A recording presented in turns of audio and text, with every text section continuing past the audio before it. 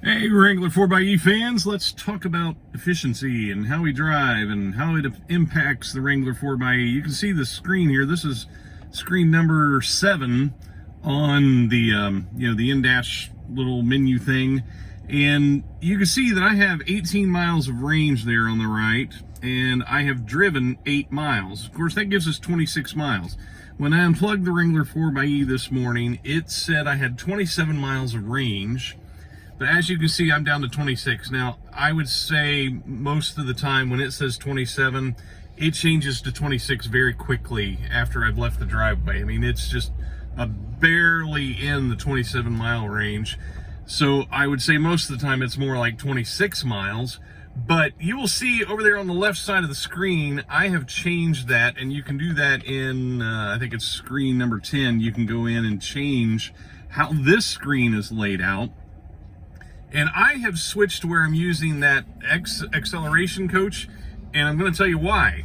One way I can tell if I'm driving efficiently, if I add 18 and 8, of course I get 26. So that tells me I'm somewhere in the neighborhood of where I originally started out.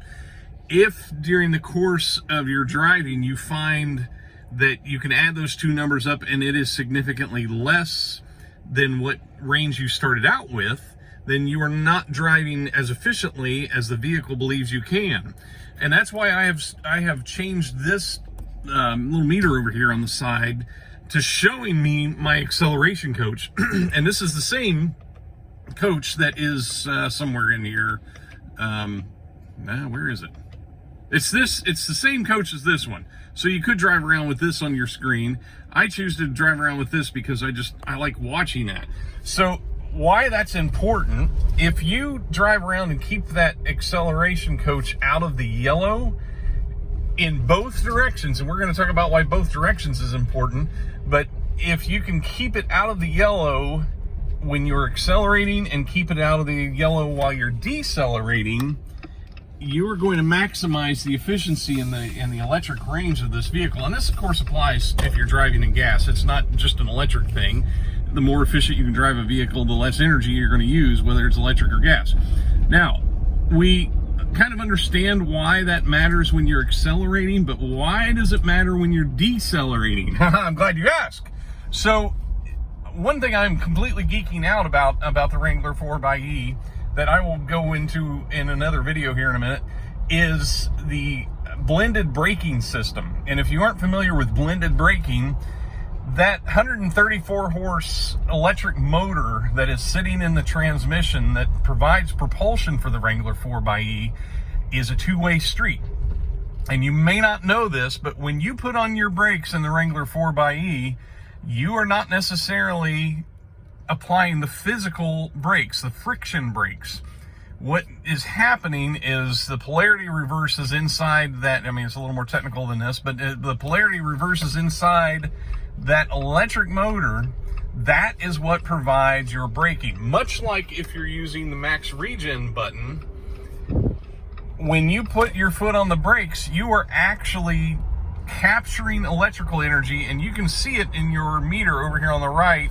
I'm going to turn max regen off, and I'm just going to put my foot on the brake, and you can see that needle just swings way up. Now that you understand that when you put your foot on the brakes, you are not necessarily feeling the physical brakes. You're not like the disc brakes right now are probably not even engaged. And they are probably not even engaged until the last little bit. When you see that needle drop down, you can almost feel when the physical brakes kick in. And it's like the last 3 or 4 feet right there.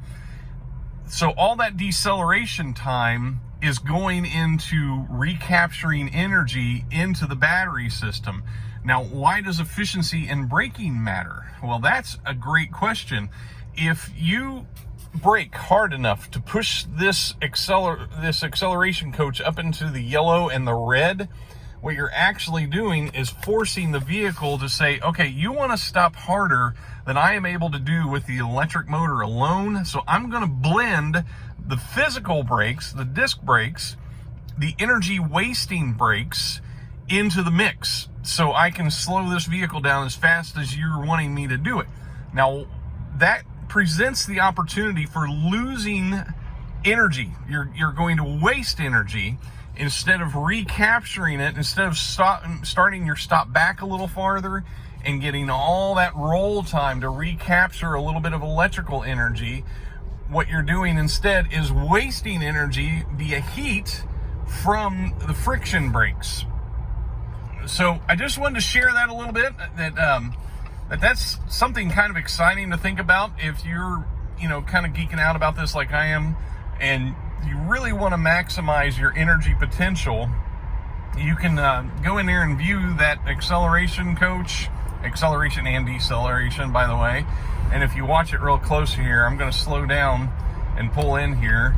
You can see that both those meters, show you what's going on. And that's why I've chosen to leave this screen on and put that acceleration coach on there on the left so I can see what's going on.